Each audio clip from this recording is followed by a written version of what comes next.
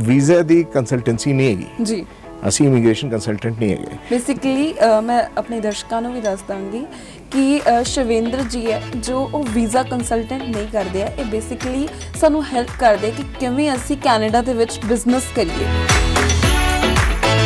ਕਿ ਦੇਖੋ ਬਿਜ਼ਨਸ ਵਿੱਚ ਕੀ ਹੈਗਾ, ਇੱਕ ਰਨਿੰਗ ਬਿਜ਼ਨਸ ਲੈਣ ਦਾ ਫਾਇਦਾ ਕੀ ਹੈਗਾ ਕਿ ਤੁਹਾਨੂੰ ਇੱਕ ਤੇ ਵੇਟ ਨਹੀਂ ਕਰਨਾ ਜੀ 6 ਮਹੀਨੇ ਸਾਲ ਭਰ ਸਾਡੀ ਅਪਰੂਵਲਾਂ ਆਉਣੀਆਂ, ਸਾਡੇ ਲਾਇਸੈਂਸ ਆਉਣੇ ਨੇ, ਉਹ ਪਹਿਲੇ ਦਿਨ ਤੋਂ ਤੁਹਾਨੂੰ ਇਨਕਮ ਦਿੰਦਾ ਪਿਆ। ਦੂਜੀ ਚੀਜ਼ ਇਹ ਹੈਗੀ ਕਿ there is no chance of any cheating. क्यों? क्योंकि ਜਿਹੜੀ ਲੀਗਲ ਟੀਮ ਹੈਗੀ ਹੈ ਉਹ ਉਹਦੀ ਸਟੈਚੂਟਰੀ ਕੰਪਲਾਈਂਸ ਚੈੱਕ ਕਰੂਗੀ, ਜਿਹੜੇ ਆਡਿਟ ਦੀ ਟੀਮ ਹੈਗੀ ਉਹ ਉਹਦਾ ਫਾਈਨੈਂਸ਼ੀਅਲ ਚੈੱਕ ਕਰੂਗੀ ਤੇ ਉਹਦੇ ਤੋਂ ਵੱਖ ਹੁੰਦਾ ਕਿ ਹਰ ਬਿਜ਼ਨਸ ਦਾ ਆਪਣਾ ਇੱਕ ਟੈਕਨੀਕਲ ਰਿਕੁਆਇਰਮੈਂਟ ਹੁੰਦੀ।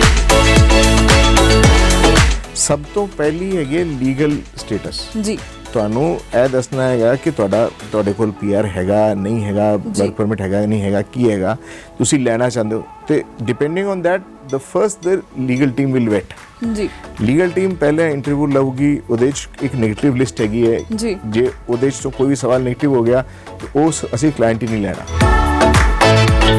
ਤੁਹਾਨੂੰ ਜਸਟੀਫਾਈ ਕਰਨਾ ਪੈਂਦਾ ਤੁਹਾਡੀ ਬੁੱਕਸ ਨਾਲ, ਤੁਹਾਡੇ ਪੇਪਰਸ ਨਾਲ। ਇੰਜ ਨਹੀਂ ਹੈਗਾ ਕਿ ਤੁਸੀਂ ਕਿੱਥੋਂ ਵੀ 3 ਕਰੋੜ ਅਰੇਂਜ ਕਰ ਲਿਆ ਉਹ ਹੋ ਗਿਆ, ਉਹ ਨਹੀਂ ਚੱਲਦਾ। ਮਤਲਬ ਕਿ ਪ੍ਰੋਪਰਲੀ ਤੁਹਾਨੂੰ ਲੀਗਲੀ ਜਾਣਾ ਪਵੇਗਾ। ਅਗਰ ਮੇਰੇ ਕੋਲ 3 ਕਰੋੜ ਵੀ ਹੈ ਉਹ ਪ੍ਰੋਪਰ ਲੀਗਲੀ ਚੈੱਕ ਹੋਏਗਾ ਕਿ 3 ਕਰੋੜ ਤੁਹਾਡੇ ਪਾਸ ਆਏ ਕਿਵੇਂ ਹੈ, ਕਿੱਦਾਂ ਨਹੀਂ ਆਏ, ਹੈ ਨਾ।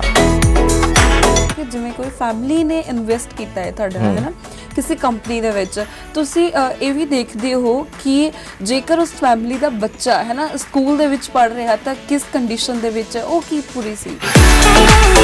ਕਿ ਮੈਂ ਤੁਹਾਡੇ ਕੋਲ ਕੋਈ ਹੈ ਨਾ ਪੀਜ਼ਾ ਦੀ ਹੀ ਗੱਲ ਕਰੀਏ ਕਿ ਸ਼ਾਪ ਚਾਹੁੰਦੀ ਹੈ ਕਿ ਮੈਂ ਇੱਕ ਸ਼ਾਪ ਸਟਾਰਟ ਕਰਾਂ, ਉੱਥੇ ਕਿਸੇ ਦਾ ਚੱਲਦਾ ਬਿਜ਼ਨਸ ਹੋਵੇ, ਤੇ ਕੀ ਇੱਦਾਂ ਹੋ ਸਕਦਾ ਕਿ ਬਾਅਦ ਵਿੱਚ ਉਹ ਚੀਜ਼ ਇੱਕਦਮ ਤੋਂ ਇਨਵੈਸਟ ਜਾਂ ਮੈਨੂੰ ਪ੍ਰੋਫਿਟ ਨਾ ਦੇਵੇ ਤਾਂ ਮੈਂ ਤੁਹਾਡੇ ਕੋਲ ਆਵਾਂ, ਮੈਨੂੰ ਪ੍ਰੋਫਿਟ ਤਾਂ ਦੇ ਨਹੀਂ ਰਹੀ। ਇਸ ਚੀਜ਼ ਬਾਰੇ ਦੇਖੋ ਜੀ ਇੰਝ ਹੈਗਾ ਕਿ ਅਸੀਂ ਲੋਕ ਸਪੈਕੂਲੇਸ਼ਨ ਵਿੱਚ ਨਹੀਂ ਡੀਲ ਕਰਦੇ ਜੀ ਕਿ ਐਸ ਚੁਰਾਏ ਤੇ ਬੜੀ ਭੀੜ ਹੁੰਦੀ ਹੈ ਗੱਡੀਆਂ ਦੀ, ਜੇ ਮੈਕਡੋਨਲਡ ਡਾਲੀਏ ਤੇ ਬੜਾ 버ਗਰ ਵਿਕੂਗਾ ਜਾਂ ਪੀਜ਼ਾ ਵਿਕੂਗਾ।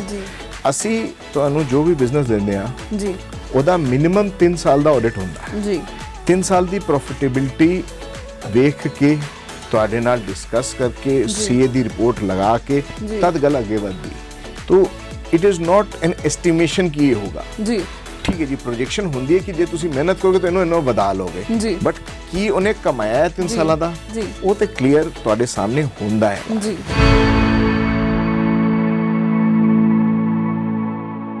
ਸਕਾਈ ਨਿਊਜ਼ ਪੰਜਾਬ ਤੇ ਮੇਰੀ ਗਰਿਮਾ ਵੱਲੋਂ ਸਭ ਨੂੰ ਪਿਆਰ ਭਰੀ ਸਤਿ ਸ਼੍ਰੀ ਅਕਾਲ ਜੀ।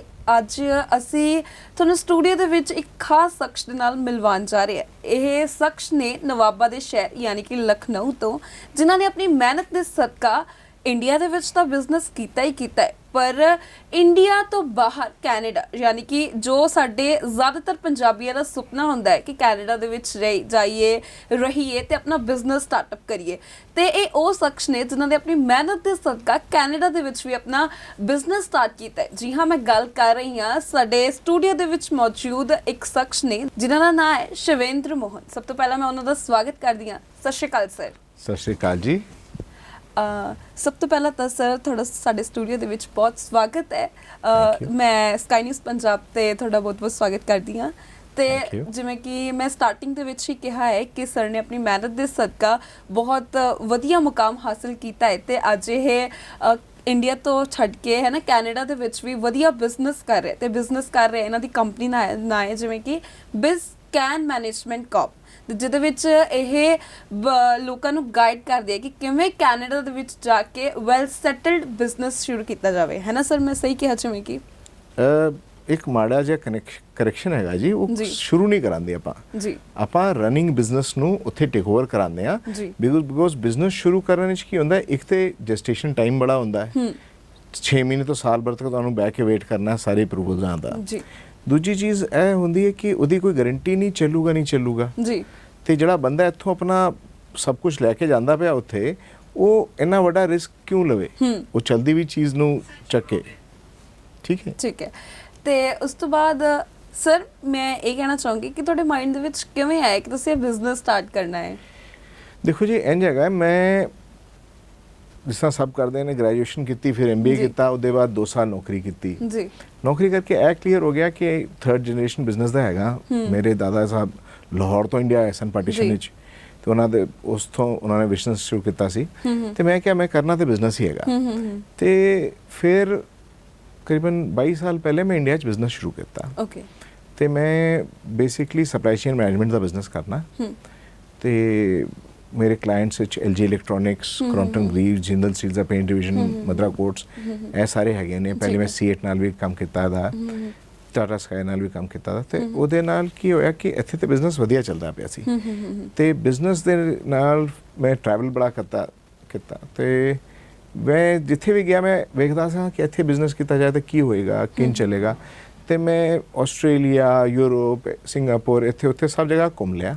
ਤੋ ਕੈਨੇਡਾ ਮੈਨੂੰ ਇੱਥੇ ਇੱਕ ਥਾਂ ਲੱਗੀ ਜਿੱਥੇ ਅਸੀਂ ਬਿਜ਼ਨਸ ਕਰ ਸਕਦੇ ਹਾਂ ਨਾ, ਜਿੱਥੇ ਇੰਡੀਅਨਸ ਦੀ ਪੂਛ ਹੈਗੀ, ਤੇ ਬੜਾ ਵਧੀਆ ਐਟਮੋਸਫੇਅਰ ਸੀਗਾ, ਬੜਾ ਸਾਫ ਸੁਥਰਾ ਸਿਸਟਮ ਕੰਮ ਕਰਦਾ ਸੀ।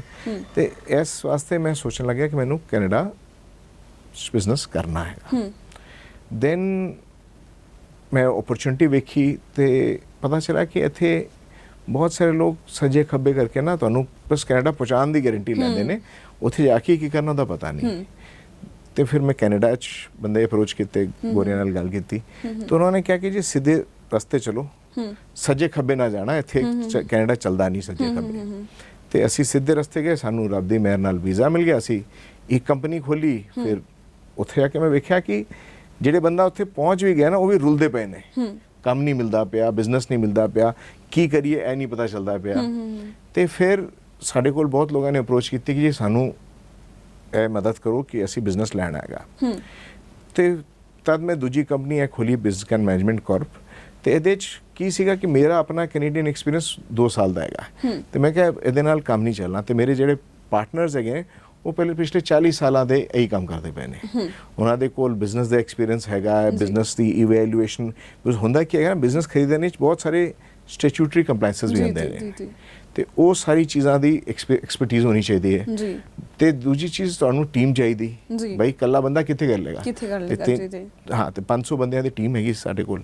ਤੇ ਉਹਦੇ ਨਾਲ ਕੀ ਹੁੰਦਾ ਕਿ ਤੁਸੀਂ ਬੜੇ ਆਰਾਮ ਨਾਲ ਦੇਸ਼ ਦੇ ਕਿਸੇ ਵੀ ਕੋਨੇ 'ਚ ਕੋਈ ਵੀ ਬਿਜ਼ਨਸ ਨੂੰ ਇਵੈਲੂਏਟ ਕਰ ਸਕਦੇ ਹੋ, ਤੇ ਉਹਨੂੰ ਇਵੈਲੂਏਟ ਕਰਕੇ ਤੁਸੀਂ ਕਿਸੇ ਨੂੰ, ਬਿਕੋਜ਼ ਦੇਖੋ ਜੀ ਕੰਮ ਕਰਨਾ ਹੈਗਾ ਤੇ ਲੌਂਗ ਟਰਮ ਕਰਨਾ ਹੈਗਾ, ਸ਼ਾਰਟ ਟਰਮ ਕੰਮ ਹੈਗਾ ਨਹੀਂ। ਤੇ ਸਾਡਾ ਕੀ ਹੈਗਾ, ਸਾਡਾ ਵੀਜ਼ਾ ਦੀ ਕੰਸਲਟੈਂਸੀ ਨਹੀਂ ਹੈਗੀ ਜੀ, ਅਸੀਂ ਇਮੀਗ੍ਰੇਸ਼ਨ ਕੰਸਲਟੈਂਟ ਨਹੀਂ ਹੈਗੇ। ਬੇਸਿਕਲੀ ਮੈਂ ਆਪਣੇ ਦਰਸ਼ਕਾਂ ਨੂੰ ਵੀ ਦੱਸ ਦਾਂਗੀ ਕਿ ਸ਼ਵੇਂਦਰ ਜੀ ਹੈ ਜੋ ਉਹ ਵੀਜ਼ਾ ਕੰਸਲਟੈਂਟ ਨਹੀਂ ਕਰਦੇ ਆ, ਇਹ ਬੇਸਿਕਲੀ ਸਾਨੂੰ ਹੈਲਪ ਕਰਦੇ ਆ ਕਿ ਕਿਵੇਂ ਅਸੀਂ ਕੈਨੇਡਾ ਦੇ ਵਿੱਚ ਬਿਜ਼ਨਸ ਕਰੀਏ। ਜੀ ਬਿਕੋਜ਼ ਹੁੰਦਾ ਕੀ ਹੈਗਾ, ਵੀਜ਼ਾ ਕੰਸਲਟੈਂਟ ਦਾ ਕੰਮ ਉਸ ਟਾਈਮ ਖਤਮ ਹੋ ਜਾਂਦਾ ਜਿਸ ਵੇਲੇ ਤੁਸੀਂ ਉਤਰੇ ਜੀ ਕੈਨੇਡਾ 'ਚ, ਤੇ ਕੰਮ ਖਤਮ। ਉਹਨੇ ਜਿਸ ਕੰਮ ਦੀ ਕਮਿਟਮੈਂਟ ਕੀਤੀ, ਜਿਸ ਕੰਮ ਦੇ ਪੈਸੇ ਲਿੱਤੇ, ਉਹ ਕੰਮ ਕਰਤਾ, ਤੁਸੀਂ ਉਤਰ ਗਏ।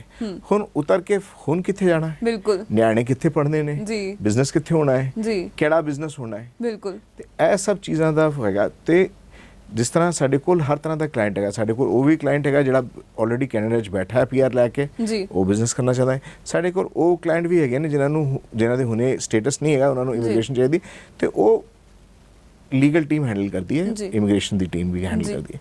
ਲੇਕਿਨ ਸਾਡਾ ਫੋਕਸ ਇਮੀਗ੍ਰੇਸ਼ਨ ਨਹੀਂ ਹੈਗਾ, ਸਾਡਾ ਫੋਕਸ ਹੈਗਾ ਕਿ ਉੱਥੇ ਜਾ ਕੇ ਤੁਸੀਂ ਕਰਨਾ ਕੀ ਹੈ।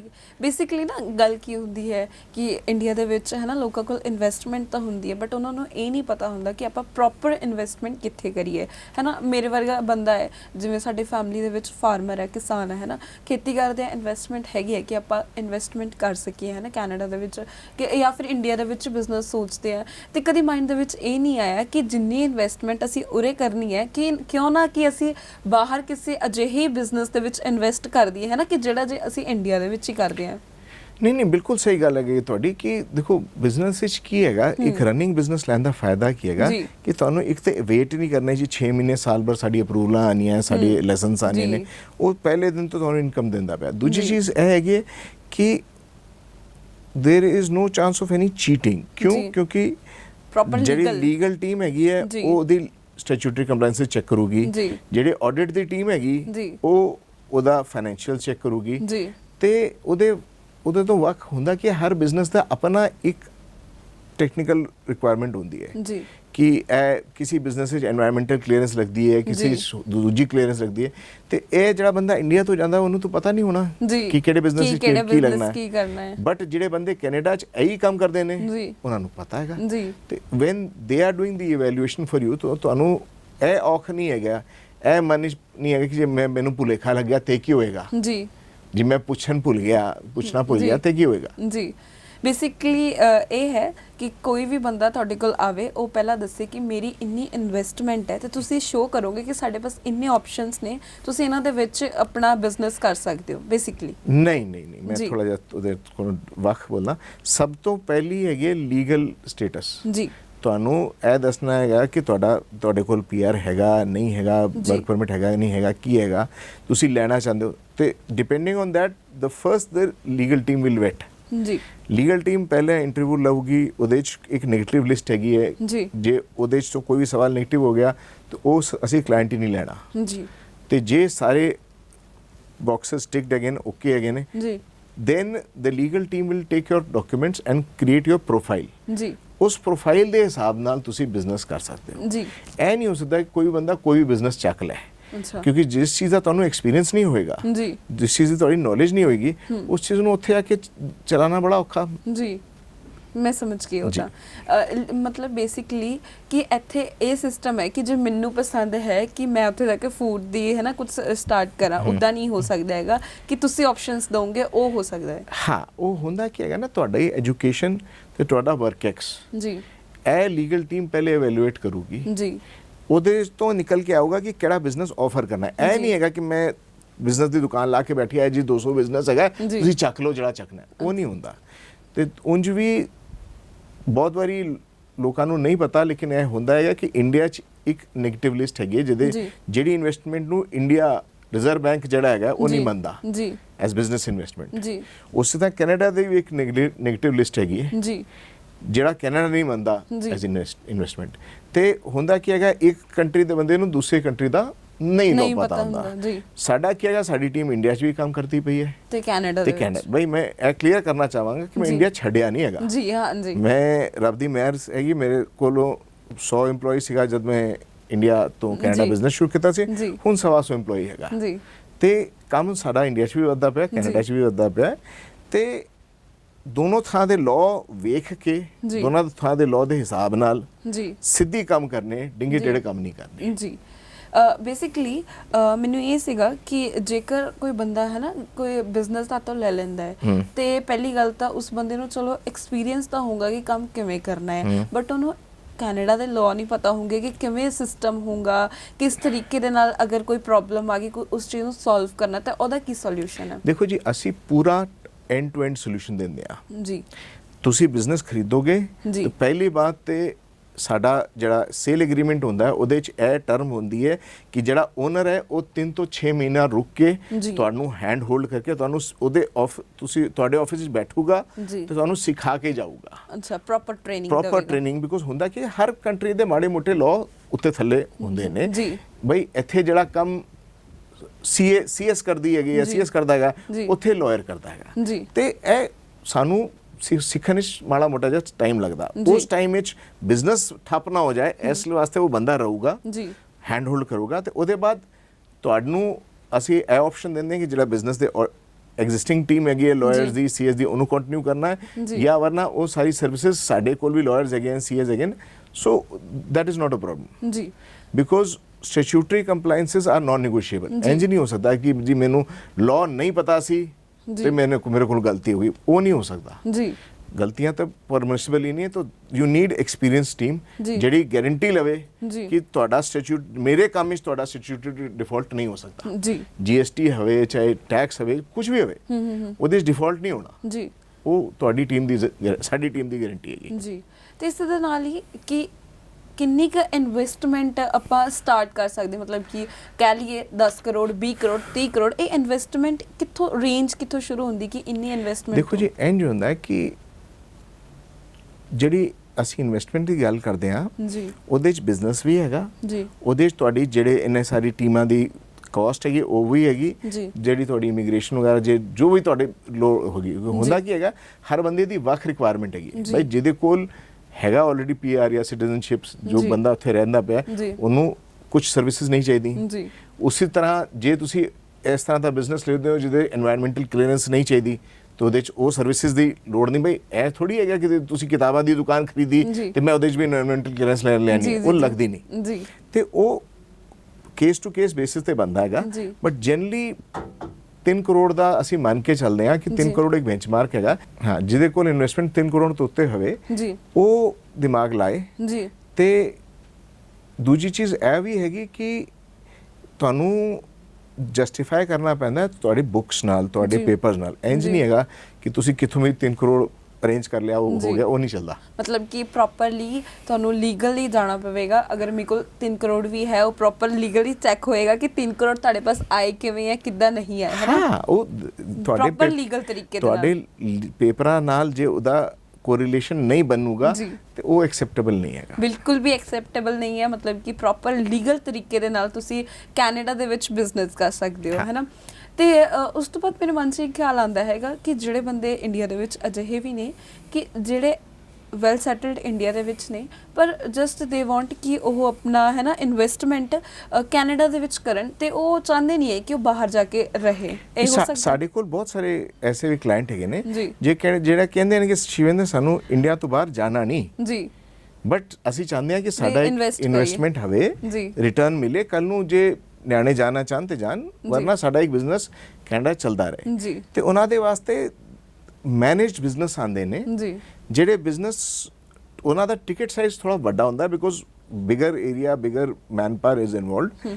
ਲੇਕਿਨ ਉਹਨਾਂ ਦਾ ਕੀ ਹੈਗਾ, ਉਹਨਾਂ ਨੂੰ ਜਾਣਾ ਨਹੀਂ ਹੈਗਾ ਜੀ ਡੇ ਟੂ ਡੇ ਆਪਰੇਸ਼ਨ ਵਾਸਤੇ। ਜਾਣਾ ਤੇ ਫਿਰ ਵੀ ਪਏਗਾ, ਜੀ ਸਾਲ 'ਚ 1-2 ਚੱਕਰ ਆਪਣੇ ਜਿਸ ਤਰ੍ਹਾਂ ਉਹ ਤਾਂ ਮਤਲਬ ਕਿ ਨਾਰਮਲੀ ਕਿ ਅਸੀਂ ਵਿਜ਼ਿਟ ਕਰ ਰਹੇ ਕਿ ਇਨਵੈਸਟ ਕਰ ਰਹੇ ਲਾਣੇ ਹਾਂ। ਪੈਣੇ ਨੇ। ਜੀ ਲੇਕਿਨ ਡੇ ਟੂ ਡੇ ਆਪਰੇਸ਼ਨ ਬੈਠ ਕੇ ਓਨਰ ਆਪਰੇਟਰ ਵਾਲਾ ਕੰਮ ਨਹੀਂ ਕਰਨਾ। ਜੀ ਬਈ ਦੇਖੋ ਜਿਹਦੇ ਕੋਲ ਥੋੜੀ ਇਨਵੈਸਟਮੈਂਟ ਹੈਗੀ ਉਹ ਕਹਿੰਦਾ ਯਾਰ ਮੈਂ ਓਨਰ ਆਪਰੇਟਰ ਦਾ ਕੰਮ ਕਰਨਾ ਹੈ। ਜੀ ਮਤਲਬ ਬਿਜ਼ਨਸ ਦਾ ਮਾਲਿਕ ਵੀ ਮੈਂ ਹੈਗਾ ਜੀ ਤੇ ਬਿਜ਼ਨਸ ਨੂੰ ਡੇ ਟੂ ਡੇ ਰਨ ਵੀ ਮੈਂ ਕਰਨਾ। ਜੀ ਤੇ ਵੀ ਕਾਲ ਦੈਟ ਐਜ਼ ਓਨਰ ਆਪਰੇਟਰ। ਜੀ ਤੇ ਉਹ ਚੱਲਦਾ। ਤੇ ਇਹ ਹੈਗਾ ਦੂਜਾ ਸਾਈਡ ਜਿਹੜਾ ਹੈਗਾ ਬਿਜ਼ਨਸ ਜੀ ਵਿਚ ਇਜ਼ ਕਾਲਡ ਮੈਨੇਜ ਬਿਜ਼ਨਸ, ਜਿਹੜਾ ਤੁਹਾਨੂੰ ਡੇ ਟੂ ਡੇ ਕੱਖ ਕਰਨਾ ਹੀ ਕੱਖ ਨਹੀਂ। ਜੀ ਤੀਜਾ ਇੱਕ ਹੋਰ ਹੈਗਾ ਵਿਚ ਇਜ਼ ਪਿਓਰ ਇਨਵੈਸਟਮੈਂਟ। ਜੀ ਜਿਸ ਤਰ੍ਹਾਂ ਮੰਨ ਲਓ ਬੰਦਾ ਕਹੇ ਜੀ ਮੈਨੂੰ ਤੇ ਸਿਰਫ ਅੱਜ ਕੱਲ ਕੈਨੇਡਾ ਦੇ ਰੀਅਲ ਏਸਟੇਟ ਮਾਰਕੀਟ ਦੇ ਬੂਮ ਹੈਗਾ, ਮੈਨੂੰ ਉਹਦੇ 'ਚ ਇਨਵੈਸਟ ਕਰਨਾ ਹੈ। ਜੀ ਤੇ we can arrange for that also. ਜੀ। ਤੁਸੀਂ ਕੰਪਨੀ ਦੇ ਸ਼ੇਅਰ ਲੈ ਕੇ ਇਹਦੇ ਪਾਰਟ ਓਨਰ ਬਣ ਸਕਦੇ ਹੋ। ਜੀ ਦੈਟ ਇਜ਼ ਯੋਰ ਰਿਕੁਆਇਰਮੈਂਟ। ਤੁਸੀਂ Okay. ਕਰਨਾ ਕੀ ਚਾਹੁੰਦੇ ਹੋ। ਓਕੇ ਜਿਵੇਂ ਕਿ ਮੈਂ ਤੁਹਾਡੇ ਪੁਰਾਣੇ ਇੰਟਰਵਿਊਜ਼ ਕਾਫੀ ਸਾਰਾ ਦੇਖੇ, ਅਸੀਂ ਬੈਕ ਹੈ ਨਾ ਆਫ ਕੈਮਰਾ ਗੱਲ ਵੀ ਕਰ ਰਹੇ ਸੀ ਕਿ ਜਿਹਦੇ ਵਿੱਚ ਤੁਸੀਂ ਇਹ ਕਹਿ ਰਹੇ ਸੀ ਕਿ ਜਿਵੇਂ ਕੋਈ ਫੈਮਿਲੀ ਨੇ ਇਨਵੈਸਟ ਕੀਤਾ ਹੈ ਤੁਹਾਡਾ ਹੈ ਨਾ ਕਿਸੇ ਕੰਪਨੀ ਦੇ ਵਿੱਚ, ਤੁਸੀਂ ਇਹ ਵੀ ਦੇਖਦੇ ਹੋ ਕਿ ਜੇਕਰ ਉਸ ਫੈਮਿਲੀ ਦਾ ਬੱਚਾ ਹੈ ਨਾ ਸਕੂਲ ਦੇ ਵਿੱਚ ਪੜ੍ਹ ਰਿਹਾ ਤਾਂ ਕਿਸ ਕੰਡੀਸ਼ਨ ਦੇ ਵਿੱਚ ਉਹ ਕੀ ਪੂਰੀ ਸੀ। ਉਹ ਸਿਸਟਮ ਹੈ ਦੇਖੋ that is a part of our settlement service. ਜੀ ਹੁੰਦਾ ਕੀ ਹੈਗਾ ਜੀ ਜੀ ਕਿ ਇੱਕ ਵਾਰੀ ਤੁਸੀਂ ਕੈਨੇਡਾ ਪਹੁੰਚ ਗਏ, ਤੁਸੀਂ ਗੂਗਲ ਕਰਕੇ ਇਹ ਤੇ ਸੋਚ ਸਕਦੇ ਹੋ ਕਿ ਕਿਹੜਾ ਸਕੂਲ ਨੰਬਰ 1 ਹੈਗਾ। ਗੂਗਲ ਸਭ ਨੂੰ ਚਲਾਉਣਾ ਆਉਂਦਾ ਹੈ। ਬਿਲਕੁਲ। ਲੇਕਿਨ ਇਹ ਨਹੀਂ ਦੱਸੂਗਾ ਕੋਈ ਕਿ ਇਹ ਸਕੂਲ ਵਿੱਚ ਐਡਮਿਸ਼ਨ ਲੈਣ ਵਾਸਤੇ ਰਹਿਣਾ ਕਿੱਥੇ ਹੈਗਾ। ਜੀ ਤੁਹਾਨੂੰ ਤੁਸੀਂ ਨਵੇਂ ਆਏ ਹੋ, ਤੁਹਾਨੂੰ ਕਿੰਨਾ ਵੱਡਾ ਘਰ ਕਿਸ ਏਰੀਆ 'ਚ ਲੈਣਾ ਹੈਗਾ, ਜੀ ਕਿਹੜਾ ਸਕੂਲ ਹੈਗਾ ਜਿਹਦੇ 'ਚ 2 ਸਾਲ ਦੀ ਵੇਟਿੰਗ ਹੈਗੀ, ਸਾਲ ਭਰ ਦੀ ਵੇਟਿੰਗ ਹੈ। ਬਿਕੋਜ਼ ਤੁਸੀਂ ਜਾਣਦੇ ਹੋ ਤੁਹਾਨੂੰ 50 ਚੀਜ਼ਾਂ ਦੀ ਰਿਕੁਆਇਰਮੈਂਟ ਹੈ। ਤੁਹਾਨੂੰ ਡਰਾਈਵਿੰਗ ਲਾਇਸੈਂਸ ਚਾਹੀਦਾ, ਤੁਹਾਨੂੰ ਆਈਡੀ ਚਾਹੀਦੇ, ਤੁਹਾਨੂੰ ਬੈਂਕ ਅਕਾਊਂਟ ਚਾਹੀਦੇ, ਤੁਹਾਨੂੰ ਰੈਫਰੈਂਸਸ ਚਾਹੀਦੇ। ਜੀ ਜੀ ਤੇ ਇਹਨਾਂ ਸਭ ਚੀਜ਼ਾਂ ਦਾ ਜੇ ਇੱਕ ਲੋਕਲ ਟੀਮ ਹੋਵੇ, ਜੀ ਬਿਕੋਜ਼ ਹੁੰਦਾ ਕੀ ਹੈਗਾ ਕੁਝ ਲੋਕੀ ਕਮਿਟ ਤੇ ਕਰ ਦਿੰਦੇ ਨੇ, ਜੀ ਉਹਨਾਂ ਦਾ ਉੱਥੇ ਕੈਨੇਡਾ 'ਚ ਆਫਿਸ ਨਹੀਂ ਹੈਗਾ। ਜੀ ਠੀਕ ਹੈ। ਜੀ, ਜੀ। ਤੇ ਉਹਨਾਂ ਨੂੰ ਔਖ ਹੋ ਜਾਂਦੀ, ਫਿਰ ਬੰਦੇ ਪਹੁੰਚ ਜਾਂਦਾ। ਜਿਸ ਤਰ੍ਹਾਂ ਮੈਂ ਨਾਂ ਨਹੀਂ ਲੈ ਸਕਦਾ, ਜੀ, ਜੀ। ਲੇਕਿਨ ਹੋਇਆ ਹੈ ਮੇਰੇ ਜਾਣਨ ਵਾਲਿਆਂ ਨਾਲ। ਉਹਨਾਂ ਨੇ ਉੱਥੇ ਪਹੁੰਚਣ ਦੇ ਬਾਅਦ ਉਸ ਬੰਦੇ ਨੇ ਕਿਹਾ ਜੀ ਇਸ ਸ਼ਹਿਰ 'ਚ ਤਾਂ ਸਾਡਾ ਕੋਈ ਨੈਟਵਰਕ ਹੀ ਨਹੀਂ ਹੈਗਾ। ਨੈਟਵਰਕ ਹੀ ਨਹੀਂ ਹੈ। ਠੀਕ ਹੈ। ਤੇ ਉਹਨਾਂ ਨੇ ਕਿਹਾ ਜੀ ਅਸੀਂ ਤੇ ਤੁਹਾਨੂੰ ਫੀਸ ਦਿੱਤੀ ਸੀ। ਜੀ ਤੇ ਫਿਰ ਦਿੱਕਤ ਹੋ ਜਾਂਦੀ ਹੈ। ਦਿੱਕਤ ਹੋ ਜਾਂਦੀ ਹੈ। ਇਸ ਦੇ ਨਾਲ ਹੀ ਕੀ ਇਸ ਬਿਜ਼ਨਸ ਦੇ ਵਿੱਚ ਵੀ ਕਿਤੇ ਲੂਪ ਹੋਲਸ ਹੈ, ਮਤਲਬ ਕਿ ਡਿਫਾਲਟਰਗਿਰੀ ਹੋ ਸਕਦੀ ਹੈ ਕਿ ਮਤਲਬ ਨਹੀਂ ਨਹੀਂ ਦੇਖੋ ਜੀ ਇੰਝ ਹੈਗਾ ਹੈ ਕੈਨੇਡਾ 'ਚ there is a culture of trust. ਉਹ ਮੰਨ ਲੈਂਦੇ ਨੇ ਕਿ ਜੇ ਇੱਕ ਸੀਏ ਨੇ ਠੱਪਾ ਲਾ ਕੇ ਜੀ ਰਿਪੋਰਟ ਦਿੱਤੀ ਹੈਗੀ ਉਹ ਸੱਚ ਹੈਗੀ ਹੈ। ਜੀ ਕਿਉਂ? ਕਿਉਂਕਿ ਇੱਕ ਰਿਪੋਰਟ ਗਲਤ ਹੋਣ ਦੇ ਬਾਅਦ ਉਹਦਾ ਜ਼ਿੰਦਗੀ ਭਰ ਦਾ ਲਾਇਸੈਂਸ ਰੱਦ ਹੋ ਸਕਦਾ ਹੈ। ਤੇ ਇਸ ਲਈ ਉੱਥੇ ਕੋਈ ਵੀ ਸੀਏ, ਕੋਈ ਵੀ ਵਕੀਲ ਝੂਠੇ ਬਿਆਨ ਨਹੀਂ ਸਾਈਨ ਕਰਾਉਂਦਾ, ਕਿਉਂਕਿ once and for all career ਖਤਮ ਹੋ ਜਾਂਦਾ ਹੈ। ਜੀ ਤੇ ਉੱਥੇ ਇਹ ਸਭ ਨਹੀਂ ਚੱਲਦਾ ਕਿ ਤੁਸੀਂ ਫੇਕ ਰਿਪੋਰਟ ਬਣਾ ਦਿਓ ਜਾਂ ਤੁਸੀਂ ਗਲਤ ਬੈਲੈਂਸ ਸ਼ੀਟ ਤੇ ਸਾਈਨ ਕਰ ਦਿਓ, ਜੀ ਜੀ ਉਹ ਸਭ ਨਹੀਂ। ਉਹ ਤੇ ਤੁਹਾਡੀ ਰਿਸਪੌਂਸਿਬਿਲਟੀ ਨਹੀਂ ਹੈਗੀ, ਉਹ ਰਿਸਪੌਂਸਿਬਿਲਟੀ ਉਸ ਬੰਦੇ ਦੀ ਹੈਗੀ ਜਿਹੜਾ ਪ੍ਰੋਫੈਸ਼ਨਲ ਸਾਈਨ ਕਰਕੇ ਉਸ ਬੈਲੈਂਸ ਸ਼ੀਟ ਨੂੰ ਤੁਹਾਨੂੰ ਦਿੰਦਾ ਪਿਆ ਜੀ। ਤੇ ਇਸ ਦੇ ਨਾਲ ਹੀ ਕਿ ਜਿਹੜੇ ਮਤਲਬ ਪੰਜਾਬ ਦੇ ਵਿੱਚ ਵੀ ਕਈ ਫਾਰਮਰਸ ਨੇ, ਉਹਨਾਂ ਵਾਸਤੇ ਵੀ ਕੀ ਓਪਰਚੁਨਿਟੀ ਹੈ ਕੈਨੇਡਾ ਦੇ ਵਿੱਚ, ਜਿਵੇਂ ਤੁਸੀਂ ਬਿਜ਼ਨਸ ਦੇ ਬਾਰੇ ਦੱਸ ਰਹੇ ਹੋ ਸਾਨੂੰ? ਦੇਖੋ ਜੀ, ਇਹ ਜਗ੍ਹਾ ਹੈ ਕਿ ਜੇ ਫਾਰਮਰ ਹੋਵੇ ਚਾਹੇ ਕੁਝ ਵੀ ਹੋਵੇ, ਜਿਹੜਾ ਤੁਹਾਡਾ ਬੈਕਗਰਾਉਂਡ ਹੈਗਾ ਉਹਦੇ ਉਸ ਤੋਂ ਮਿਲਦਾ ਜੁਲਦਾ ਬਿਜ਼ਨਸ ਤੁਸੀਂ ਬਈ ਪੰਜਾਬ ਦੇ ਬੰਦਿਆਂ ਨੇ ਕੈਨੇਡਾ ਜਾ ਕੇ ਬੜਾ ਨਾਮ ਕਮਾਇਆ ਹੈ ਜੀ। ਤੁਸੀਂ ਮੰਨੋਗੇ ਨਹੀਂ, ਇੰਨੀ ਇੱਜ਼ਤ ਹੈਗੀ ਪੰਜਾਬੀਆਂ ਦੀ ਉੱਥੇ। ਜੀ। ਕਿਉਂ ਹੈਗੀ? ਕਿਉਂਕਿ ਜਾ ਕੇ ਉੱਥੇ ਮਿਹਨਤ ਕੀਤੀ। ਜੀ। ਜਿਨ੍ਹਾਂ ਨੇ ਇਲਤ ਕੀਤੀ ਉਹਨਾਂ ਦੀ ਇੱਜ਼ਤ ਨਹੀਂ ਹੈਗੀ, ਉਹਨਾਂ ਦੀ ਇੱਜ਼ਤ ਹੈ ਜਿਨ੍ਹਾਂ ਨੇ ਮਿਹਨਤ ਕੀਤੀ। ਜੀ। ਤੇ ਕੈਨੇਡਾ 'ਚ agriculture is a very big industry. ਜੀ। ਠੀਕ ਹੈ, ਤੇ ਉੱਥੇ ਜਾ ਕੇ ਕਰ ਸਕਦੇ ਆ ਜੀ, ਮਤਲਬ ਕੋਈ ਪ੍ਰੋਬਲਮ ਨਹੀਂ ਹੈਗੀ। ਤੇ ਜਿਵੇਂ ਕਿ ਅਸੀਂ ਇੰਡੀਆ ਦੇ ਵਿੱਚ ਵੀ ਦੇਖਦੇ ਆ ਕਿ ਜਿਵੇਂ ਕਿ ਹੈ ਨਾ, ਮੇਰੇ ਫਾਦਰ ਨੇ ਬਿਜ਼ਨਸ ਸਟਾਰਟ ਕੀਤਾ ਹੈ ਤੇ ਕੁਝ ਟਾਈਮ ਬਾਅਦ ਮੈਂ ਵੀ ਉੱਥੇ ਹੈ ਨਾ ਉਹਨੂੰ ਪਹਿਲਾਂ ਸਿੱਖਿਆ ਉਹ ਬਿਜ਼ਨਸ ਤੇ ਫਿਰ ਮੈਂ ਸਟਾਰਟ ਕਰਤਾ। ਤੇ ਇਸੇ ਤਰ੍ਹਾਂ ਹੀ ਜੇ ਕਿਸੇ ਪਰਸਨ ਨੇ ਕੈਨੇਡਾ ਦੇ ਵਿੱਚ ਉਹ ਬਿਜ਼ਨਸ ਪਹਿਲਾਂ ਤੋਂ ਖਰੀਦਿਆ ਹੈ ਨਾ ਤੇ ਵਧੀਆ ਤਰੀਕੇ ਨਾਲ ਚੱਲ ਰਿਹਾ, ਤੇ ਉਸ ਤੋਂ ਬਾਅਦ ਉਹਨਾਂ ਦਾ ਬੇਟਾ ਵੀ ਅੱਗੇ ਜਾਂ ਬੇਟੀ ਵੀ ਕੁਝ ਵੀ ਅੱਗੇ ਕੰਟੀਨਿਊ। ਦੇਖੋ ਜੀ, ਇਹ ਤੇ ਮੈਂ ਇੱਕ ਐਡਵਾਈਸ ਹੈਗਾ ਦੇਣਾ ਜੀ। ਮਾਂ ਪਿਓ ਕਹਿੰਦੇ ਮੇਰੇ 20 ਸਾਲ ਦੇ 21 ਸਾਲ ਦੇ ਮੁੰਡੇ ਨੂੰ ਕੁੜੀ ਨੂੰ ਬਿਜ਼ਨਸ ਖਰੀਦਵਾ ਦਿਓ ਜੀ, ਮੈਂ ਮਨਾ ਕਰਦਾ। ਮੈਂ ਬੋਲਦਾ ਜੀ ਦੇਖੋ, ਤੁਸੀਂ ਬਣਾਇਆ ਬਿਜ਼ਨਸ ਜੀ, ਠੀਕ ਹੈ, ਤੁਹਾਡੀ ਉਮਰ ਭਰ ਦੀ ਕਮਾਈ ਹੈਗੀ ਜੀ, ਤੁਹਾਨੂੰ ਨੌਲੇਜ ਹੈਗੀ ਜੀ, ਤੁਸੀਂ ਪਹਿਲੇ ਉੱਥੇ ਸੈਟਅਪ ਕਰੋ ਜੀ, ਉਹਦੇ ਬਾਅਦ ਨਿਆਣਿਆਂ ਨੂੰ ਉੱਥੇ ਟ੍ਰੇਨਿੰਗ ਦਿਲਾਓ ਤੇ ਨਿਆਣਿਆਂ ਨੂੰ ਉੱਥੇ ਸੈਟਅਪ ਕਰੋ ਜੀ। ਇਹ ਨਹੀਂ ਹੋਣਾ ਚਾਹੀਦਾ ਕਿ ਬੱਚਾ ਫਰੈਸ਼ ਆਊਟ ਆਫ ਸਕੂਲ ਜਾਂ ਫਰੈਸ਼ ਆਊਟ ਆਫ ਕਾਲਜ ਨੂੰ ਉਠਾ ਕੇ ਅਸੀਂ ਬਿਜ਼ਨਸ ਫਲਾਤਾ, ਉਹਨੂੰ ਆਂਦਾ ਨਹੀਂ ਹੈਗਾ ਕੰਮ ਤੇ ਫਿਰ ਔਖ ਹੋਣੀ ਨਾ ਜੀ। ਤੇ ਇੱਕ ਨਾ ਅਸੀਂ ਟਰਮ ਗੱਲ ਕਰ ਰਹੇ ਸੀ ਆਫ ਕੈਮਰਾ, LMIA, ਇਹ ਕੀ ਟਰਮ ਹੈ ਤੇ ਮਤਲਬ ਥੋੜਾ ਜਿਹਾ ਐਕਸਪਲੇਨ ਕਰਨਾ ਹੈ। ਇਹ ਇਲਤ ਵਾਲਾ ਕੰਮ ਹੈਗਾ, ਅਸੀਂ ਲੋਕ ਡੀਲ ਨਹੀਂ ਕਰਦੇ ਜੀ। ਹੁੰਦਾ ਕੀ ਹੈਗਾ, ਕੁਝ ਲੋਕੀ ਮੈਂ ਸੁਣਿਆ ਕਰਦੇ ਨੇ ਜੀ, ਬਟ ਬੇਸਿਕਲੀ ਪਹਿਲਾਂ ਤਾਂ ਮੈਂ ਇਹ ਜਾਣਨਾ ਚਾਹੂੰਗੀ ਕਿਉਂਕਿ ਮੈਨੂੰ ਵੀ ਇਸ ਟਰਮ ਦੇ ਬਾਰੇ ਇੰਨਾ ਕੁਝ ਨਹੀਂ ਪਤਾ ਸੀਗਾ। ਜਦੋਂ ਇਹਦਾ ਫੁੱਲ ਫਾਰਮ ਹੈਗਾ ਲੇਬਰ ਮਾਰਕੀਟ ਇੰਪੈਕਟ ਅਸੈਸਮੈਂਟ ਜੀ ਜੀ। ਤੇ ਇਹਦੇ ਵਿੱਚ ਕੀ ਹੁੰਦਾ ਕਿ ਜੀ ਤੁਹਾਨੂੰ ਇੱਕ ਲੈਟਰ ਮਿਲਦੀ ਹੈ EMPLOYMENT ਦੀ ਜੀ, ਬਟ ਅਗਰ ਤੇ ਜੈਨੂਇਨ ਹੈਗੀ ਤੇ ਠੀਕ ਹੈਗੀ ਜੀ। ਜੇ ਗਲਤ ਕੰਮ ਕਰਕੇ ਬੰਦਾ ਜਾਂਦਾ ਹੈ, ਜਿਸ ਤਰ੍ਹਾਂ ਕੁਝ ਲੋਕੀ ਮੈਂ ਸੁਣਿਆ ਕਰਦੇ ਨੇ ਜੀ, ਉਹ ਸ਼ਾਰਟ ਟਰਮ ਕੰਮ ਹੈਗਾ ਜੀ, ਤੁਸੀਂ ਪਹੁੰਚਦੇ ਜਾਓਗੇ ਜੀ, ਲੀਗਲੀ ਤੁਸੀਂ ਤੁਹਾਡਾ ਸਟੇਟਸ ਨਹੀਂ ਹੈਗਾ ਕਿਸੇ ਹੋਰ ਥਾਂ ਕੰਮ ਕਰਨ ਦਾ ਜੀ, ਤੇ ਉਹ ਵਧੀਆ ਉਹਦਾ ਅੰਤ ਹੁੰਦਾ ਨਹੀਂ ਜੀ, ਔਖ ਹੋ ਜਾਂਦੀ ਹੈ ਲੋਕਾਂ ਨੂੰ ਜ਼ਿਆਦਾ ਜੀ ਜੀ। ਕਿਉਂਕਿ ਕੈਨੇਡਾ ਬੜਾ ਸਿੰਪਲ ਫੰਡਾ ਹੈ, ਇਟ ਇਜ਼ ਆਈਦਰ ਬਲੈਕ ਔਰ ਵਾਈਟ ਜੀ, ਗ੍ਰੇ ਏਰੀਆ ਨਹੀਂ ਹੈਗਾ ਜੀ। ਤੇ ਇਹ ਲੋਕੀ ਸੋਚਦੇ ਨੇ ਅਸੀਂ ਗ੍ਰੇ ਏਰੀਆ 'ਚ ਆਪਰੇਟ ਕਰ ਲਈਏ, ਗ੍ਰੇ ਹੈਗਾ ਹੀ ਨਹੀਂ ਜੀ। ਜੇ ਤੁਸੀਂ ਝੂਠ ਬੋਲੇ ਪਕੜੇ ਜਾਓਗੇ ਤੇ ਅੱਜ ਪਕੜੇ ਜਾਓ ਚਾਹੇ 50 ਸਾਲ ਬਾਅਦ ਪਕੜੇ ਜਾਓ ਜੀ, ਜੇ ਇਹ ਪਤਾ ਚੱਲਿਆ ਕਿ ਤੁਸੀਂ ਝੂਠ ਬੋਲਿਆ ਹੈ ਤੇ ਉਹ ਚੱਲਣਾ ਨਹੀਂ ਜੀ। ਲੋਕੀ 50 ਸਾਲ ਬਾਅਦ ਵੀ ਡਿਪੋਰਟ ਹੋਏ ਨੇ ਕਿ ਇਹ ਪਤਾ ਚੱਲਿਆ ਕਿ 50 ਸਾਲ ਪਹਿਲਾਂ ਉਹਨਾਂ ਨੇ ਐਪਲੀਕੇਸ਼ਨ ਲਿਖਦੇ ਟਾਈਮ ਝੂਠ ਬੋਲਿਆ ਸੀ ਤੇ ਕਿਸੇ ਨੇ ਕੰਪਲੇਂਟ ਕਰਤੀ ਜੀ।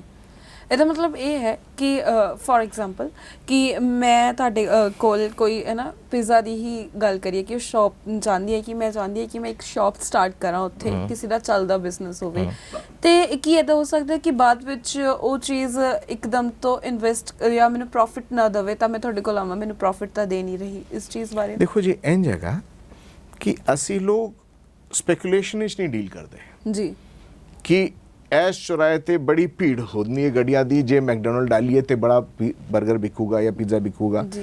ਅਸੀਂ ਤੁਹਾਨੂੰ ਜੋ ਵੀ ਬਿਜ਼ਨਸ ਦਿੰਦੇ ਆ ਜੀ, ਉਹਦਾ ਮਿਨੀਮਮ 3 ਸਾਲ ਦਾ ਆਡਿਟ ਹੁੰਦਾ ਜੀ। 3 ਸਾਲ ਦੀ ਪ੍ਰੋਫਿਟੇਬਿਲਿਟੀ ਵੇਖ ਕੇ ਤੁਹਾਡੇ ਨਾਲ ਡਿਸਕਸ ਕਰਕੇ CA ਦੀ ਰਿਪੋਰਟ ਲਗਾ ਕੇ ਤਦ ਗੱਲ ਅੱਗੇ ਵਧਦੀ। ਤੋ it is not an estimation ਕੀ ਹੋਗਾ ਜੀ, ਠੀਕ ਹੈ ਜੀ। ਪ੍ਰੋਜੈਕਸ਼ਨ ਹੁੰਦੀ ਹੈ ਕਿ ਜੇ ਤੁਸੀਂ ਮਿਹਨਤ ਕਰੋਗੇ ਤਾਂ ਇਹਨੂੰ ਵਧਾ ਲੋਗੇ, ਬਟ ਕੀ ਉਹਨੇ ਕਮਾਇਆ ਹੈ 3 ਸਾਲਾਂ ਦਾ ਉਹ ਤੇ ਕਲੀਅਰ ਤੁਹਾਡੇ ਸਾਹਮਣੇ ਹੁੰਦਾ ਹੈ ਜੀ।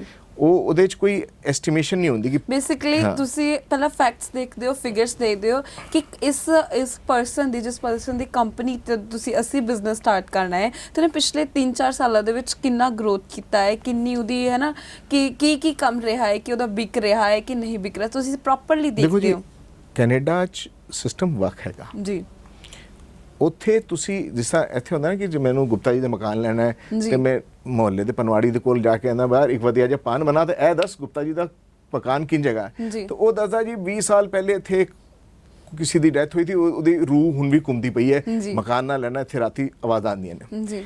ਕੈਨੇਡਾ 'ਚ ਇਹ ਸਭ ਨਹੀਂ ਚੱਲਦਾ ਜੀ। ਕੈਨੇਡਾ 'ਚ ਤੁਸੀਂ ਇੱਕ ਨਾਨ ਡਿਸਕਲੋਜ਼ਰ ਐਗਰੀਮੈਂਟ ਸਾਈਨ ਕਰ ਦਿਓਗੇ ਹੋ ਜੀ ਜੇ which prevents you from talking to the neighbours. ਜੀ ਤੁਸੀਂ ਮੁਹੱਲੇ 'ਚ ਗੱਲ ਨਹੀਂ ਕਰ ਸਕਦੇ, ਜੀ। ਤੁਸੀਂ EMPLOYEES ਨਾਲ ਗੱਲ ਨਹੀਂ ਕਰ ਸਕਦੇ। ਜੀ ਹਾਂ, ਉਹਦੇ ਬਦਲੇ 'ਚ ਤੁਹਾਨੂੰ ਇਹ ਰਾਈਟ ਮਿਲਦਾ ਕਿ ਤੁਹਾਡਾ ਵਕੀਲ ਉਹਨਾਂ ਦੀ ਪੂਰਾ ਲੀਗਲ ਸਟੇਟਸ ਚੈੱਕ ਕਰ ਸਕਦਾ, ਜੀ ਤੁਹਾਡਾ CA ਉਹਨਾਂ ਦੀ ਸਾਰੀ ਰਿਟਰਨਾਂ, ਸਾਡੀ ਬੈਲੈਂਸ ਸ਼ੀਟਾਂ ਚੈੱਕ ਕਰ ਸਕਦਾ। ਜੀ ਤੋ ਜਿਹੜੇ ਵੀ ਅਪਰੋਚ ਹੈ ਉਹ ਸਾਇੰਟੀਫਿਕ ਹੈਗੀ ਹੈ, ਜੀ ਹੀਅਰ ਸੇ ਤੇ ਨਹੀਂ ਹੈਗੀ ਜੀ। ਕਿ ਮੈਂ ਸੁਣਿਆ ਸੀ ਬੜੇ ਵਧੀਆ ਬੰਦੇ ਨੇ। ਜੀ ਉਹ ਸੁਣਨ ਨਾਲ ਨਹੀਂ ਕੰਮ ਚੱਲਦਾ। Properly facts, ਜਿਹੜਾ ਪੇਪਰ figures। ਤੇ ਫੈਕਟ ਹੈਗਾ ਅਸੀਂ ਜੀ। ਉਹੀ ਪ੍ਰੈਜ਼ੈਂਟ ਕਰਨੇ ਆ। ਅੱਛਾ, ਤੇ ਇਸ ਦੇ ਨਾਲ ਹੀ ਜੇਕਰ ਅੱਜ ਕੱਲ ਪੰਜਾਬ ਦੇ ਵਿੱਚ ਸਭ ਤੋਂ ਜ਼ਿਆਦਾ ਸਟੂਡੈਂਟਸ ਨੂੰ ਇਹ ਹੁੰਦਾ ਹੈਗਾ ਕਿ ਮੈਂ ਬਾਹਰ ਜਾ ਕੇ ਬਸ ਇੱਕ ਕੈਨੇਡਾ ਦੀ ਧਰਤੀ ਤੇ ਪਹੁੰਚ ਕੇ ਆਪਣਾ ਸਿਸਟਮ ਸੈਟਲਡ ਹੈ, ਕਿ ਤੁਸੀਂ ਮਤਲਬ ਸਟੂਡੈਂਟਸ ਦੇ ਲਈ ਕੀ ਓਪਰਚੁਨਿਟੀ ਲੈ ਕੇ ਆਏ ਹੋ? ਦੇਖੋ ਜੀ, ਮੈਂ ਸਟੂਡੈਂਟਸ ਲਈ ਕੋਈ ਓਪਰਚੁਨਿਟੀ ਨਹੀਂ ਲੈ ਕੇ ਆਇਆ ਜੀ। ਬਸ ਮੈਂ ਇਹ ਕਹਿਣਾ ਚਾਹਾਂਗਾ ਸਟੂਡੈਂਟਸ ਨੂੰ ਜੀ ਕਿ ਕੋਰਸਿਸ ਦੋ ਟਾਈਪ ਦੇ ਹੁੰਦੇ ਨੇ। ਜੀ ਇੱਕ PGP ਅਪਰੂਵਡ ਕੋਰਸ ਜੀ। ਜਿਹਦੇ ਬਾਅਦ ਤੁਹਾਨੂੰ ਨੌਕਰੀ ਵੀ ਮਿਲ ਸਕਦੀ ਹੈ, ਜੀ। ਵਰਕ ਪਰਮਿਟ ਮਿਲ ਸਕਦਾ ਹੈ। ਦੂਜੇ ਨਾਨ ਅਪਰੂਵਡ ਕੋਰਸ ਜੀ ਲੈਣ ਤੋਂ ਪਹਿਲੇ ਇਹ ਵੇਖ ਲੈਣਾ। ਜੀ ਦੇਖੋ, ਮੈਂ ਨਹੀਂ ਹੈਗਾ, I am not N education consultant for this, ਮੈਂ ਆਪਣਾ ਬਿਜ਼ਨਸ ਨਹੀਂ ਕਰਦਾ। ਜੀ ਮੈਂ ਗੁੱਡ ਫੇਥ ਵਿੱਚ ਤੁਹਾਨੂੰ ਦੱਸਦਾ ਪਿਆ ਕਿ ਜਿਹੜਾ ਅਪਰੂਵਡ ਕੋਰਸ ਹੋਵੇ ਉਹੀ ਲੈਣਾ। ਜੀ ਵਰਨਾ ਅੱਜ ਦੀ ਡੇਟ 'ਚ ਸੈਂਕੜਾ ਸਟੂਡੈਂਟ ਵਾਪਸ ਆਉਂਦਾ ਪਿਆ ਕੈਨੇਡਾ ਤੋਂ ਜੀ ਜਿਨ੍ਹਾਂ ਨੂੰ ਨਾਨ ਅਪਰੂਵਡ ਕੋਰਸਾਂ 'ਚ ਐਡਮਿਸ਼ਨ ਨਹੀਂ ਲਿੱਤੀਆਂ ਜੀ ਤੇ ਬਾਅਦ ਵਿੱਚ ਕੋਰਸ ਬਿਕੋਜ਼ ਉਸ ਕੋਰਸ ਕੀ ਜੋ ਬੇਸਿਕ ਕੰਡੀਸ਼ਨ ਸੀਗੀ ਉਹ ਇਹੀ ਸੀਗੀ ਕਿ ਤੁਸੀਂ ਪੜ੍ਹਾਈ ਕਰਕੇ ਆਪਣੇ ਘਰ ਵਾਪਸ ਜਾਓ ਜੀ ਤੇ ਉਹਨੂੰ ਐਗਰੀ ਕਰਕੇ ਫਿਰ ਤੁਸੀਂ ਜਾਓ ਤੇ ਉੱਥੇ ਕੋਈ ਫਿਰ ਕਹੋ ਕਿ ਜੀ ਮੈਨੂੰ ਨੌਕਰੀ ਨਹੀਂ ਮਿਲੀ ਜੀ। ਤੇ ਉੱਥੇ ਦੈਟ ਵਾਸ ਅ ਬੇਸਿਕ ਜੀ, ਜੀ, ਜੀ। Condition of that course. ਜੀ ਤੇ ਉਹ ਮੈਂ ਕਹਾਂਗਾ ਸਟੂਡੈਂਟਸ ਨੂੰ ਕਿ ਦੇਖ ਕੇ ਜਾਣ, ਅਪਰੂਵਡ ਕੋਰਸਸ ਵਿੱਚ ਜਾਣ ਜੀ ਜੀ, ਹੋਰ ਨਾ ਜਾਣ। ਇਸ ਦੇ ਨਾਲ ਹੀ ਮੇਰਾ ਇਹ ਕੁਐਸਚਨ ਸੀਗਾ ਕਿ ਕਿਸ ਟਾਈਪ ਦੇ ਵੈਰਾਈਟੀਆਂ ਤੁਹਾਡੇ ਪਾਸ ਬਿਜ਼ਨਸ ਦੀ ਹੈਗੀਆਂ ਨੇ? ਦੇਖੋ ਜੀ, ਸਾਡੇ ਕੋਲ ਇਸ ਟਾਈਮ ਤੇ ਮੈਂ ਇਹ ਦੱਸਣਾ ਚਾਹਨਾ ਕਿ ਕੈਨੇਡਾ 'ਚ